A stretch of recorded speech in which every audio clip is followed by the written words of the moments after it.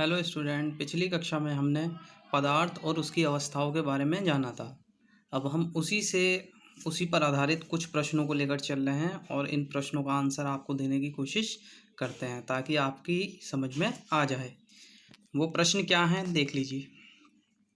क्या पदार्थ अपनी अवस्था को बदल सकता है?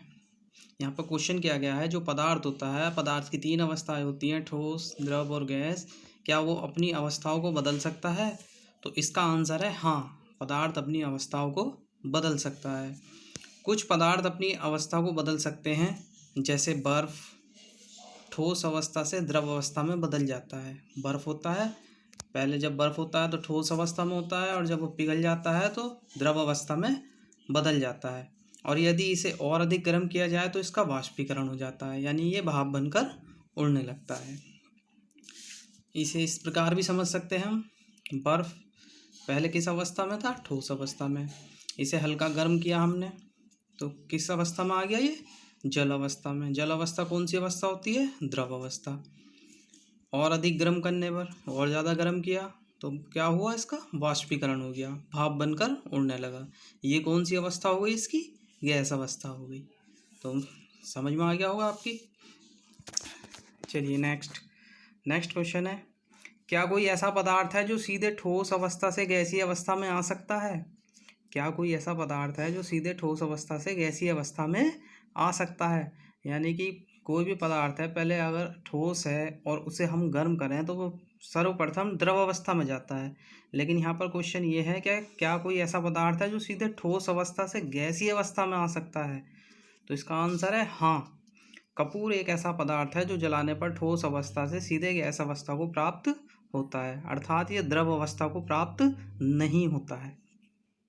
ठीक है, नेक्स्ट आता है आपका वाष्पीकरण। क्या होता है वाष्पीकरण? क्या होता है वाष्पीकरण?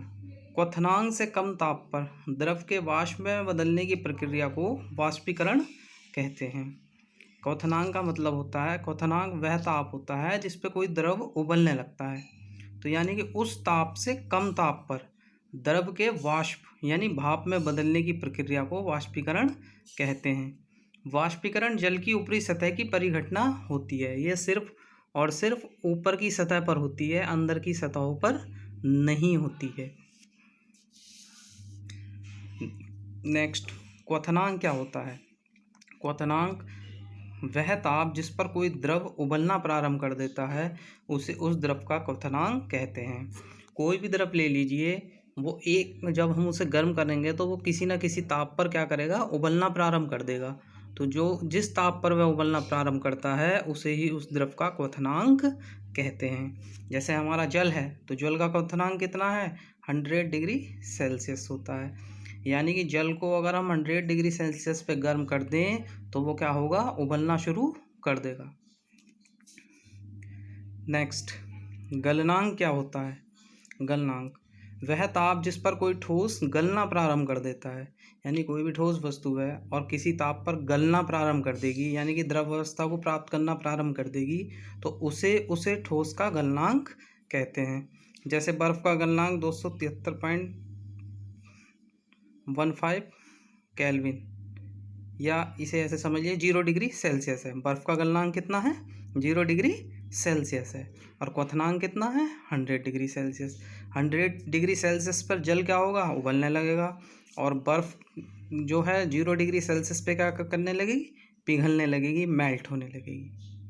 Thank you.